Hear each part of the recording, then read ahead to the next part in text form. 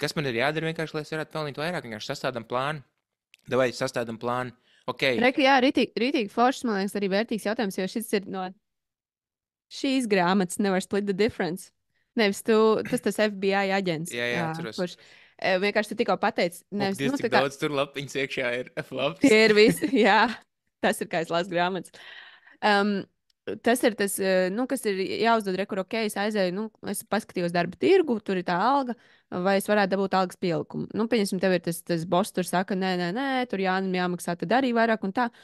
Un rītīgi foršs jautājums, baigi vērtīgais pierakstot šo, ok, ko es varu darīt, lai es saņemtu vairāk? Jo tad tu iemet to bumbiņu viņa pusē, un viņam ir jāizdomā. Jā, Tu vairs neesi tā kā, ko es darīju? Nē, bet ko es varu darīt, lai es, nu, tā ir tā alga, kur es gribu saņemt. Es tagad saprotu, man ir tomātu veikalā maksā tik, un benzīns maksā tik. Es vēlos algas paaugstināt, nu, es vēlos lielāku algu vispār, principā, par savu darbu šeit vai citā kompānijā. Kas ir tas, kas man būtu jādara, lai es to saņemtu? Un tad tam tavam bosam, darba vadītājam, viņam ir tad jāsāk domāt, ko un kā, un tu viņam iedod tos grošus, un sanāks, kad viņš atnāks ar to ideju, kā tu vari pelnīt vairāk, vai arī, nu, vai nevar, bet viņš to izdomās. Un tad, kad jā. atbild nāk no viņa, tu to dabūsi. Kamēr tu tur spirināsies un rītīgi tur, jā, bet es šito daru, un šito, un es vēl varētu vēl tur 5 stundas nedēļā paņemt kaut kam klāt, viņam jau tas neinteresē, tāpēc, ka viņš ir iefiltrējies uz to, ka paga, bet tad man tam Jānim arī jāmaksā vairāk. Nu, jā. Jā, un Un tad arī tam Jānim vieglāk pateikt, ir, kāpēc Guntim pielikt pie algas, tāpēc, ka Gunts uzņēmās vairāk lietas, ko viņš darīs. Viņš tagad darīs to un to vēl papildus. Interesanti. jā, Un, vai arī kvalitatīvāk, vai arī vienalga, vai arī viņš jau varbūt dara. Un vienkārši tas, jo tie uzņēmuma vadītāji jau viņi ikdienā nedomā par jums, kam pielikt pie algas. Viņi domā par to, kā attīstīt uzņēmumu, viņi domā par to, kā vairāk pārdot, viņi domā par citām lietām. jā, Nu, kā es nedomāju par to, ko kaut kāds Guntis, Ants un vispārējie domā. Ja? tieši Es tā, domāju, kā lai viņi vairāk, labāk strādā. jā. Un Un, tam un, ir, jābūt nu, realistiem, nevis tur, kā tur Guntiņam iet. Nevis tāpēc, ka tu esi nostrādājis 10 gadus, bet ko tas vadītājs grib, ko tu viņam var palīdzēt. Ok, Mm. labi, sastādām sarakstu, bet reāli šito ten pie praktiskā, to, ko mēs tagad runājam, jā. Vienkārši tu uzdod to jautājumu, to, ko tu teici vadītājiem, labi, ko es varu darīt, lai pelnītu vairāk, un viss, un tad aiztais mutu un klausies, un tad, lai Jā, viņš, nu, mēs varam to, ok, pieraksti. Tu varētu varbūt tagad tu varētu sākt, nezinu, tur postot sociālos tīklos. Pieņemsim, iedomājies, kāds varbūt tās administrācijā strādā. Piemēram, vienalga, jebkurā vakancē kaut kur, vai biroja vadītājs, un pēkšņi viņš izdomā, ka viņš varētu paņemt vienkārši sociālo tīklu menedžēšanu, tur 20 postus mēnesī klāt. Nu, kā piemērs. Labi, vēl ko? Mēs varam darīt to vēl, ok, vēl ko, visas tās lietas pieraksti pēc tās tikšanās ar vadītāju. Pirmkārt, tā tikšanās ir sākumā jāsarunā, nu, nav tā, ka vienkārši tu ej garām tajā, ejot. to garām ejot, starp citu, tu negribi man maksāt vairāk. Nu, tā kā, nē, sorry.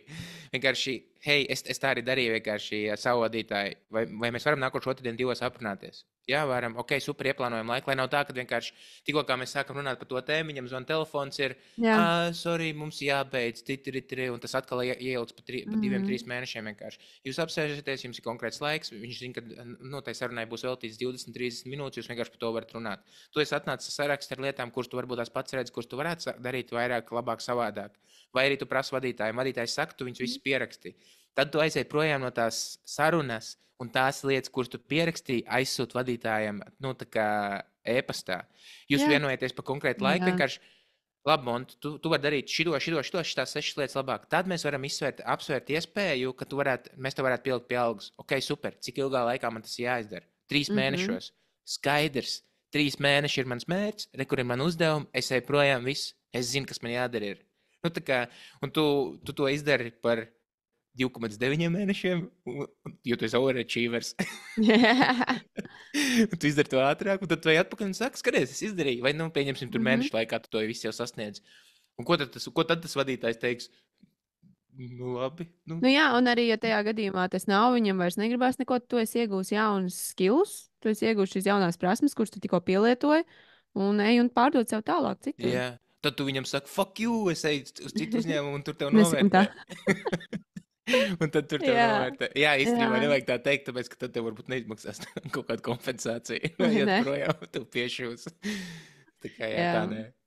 Mm. Bet nu, šitais ir tas, kad vienkārši skaidrs plāns. Un iedomājies, un tajā brīdī vienkārši, Kā, Tev arī parādās tev savs fokus un mērķis un rītīgi forši sajūta, jo tu zini, uz ko tu ej.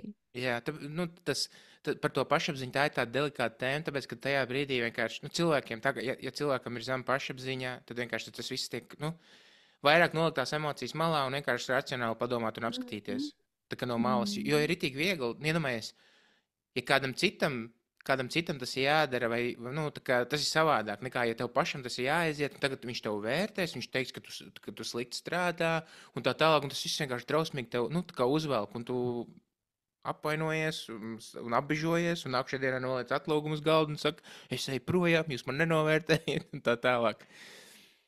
Tas vadītājs vienkārši, ko, pagaidi, man tik likās, ka viss ir kārtībā. Nu, tu tagad Nu, jā, 3 jo tas gadus strādāji, vadītājs neko neteici. fokusējās uz kaut ko citu, un komunikācijas nebija. Nu, tā kā tu teici, tie kaut kādas mītīņi un vispārējie, bet, nu, re, kur ir daudz, daudz padomu. Es domāju, mēs šodien kaut kāds varbūt tev pēdējais rezumē ceļa vārds.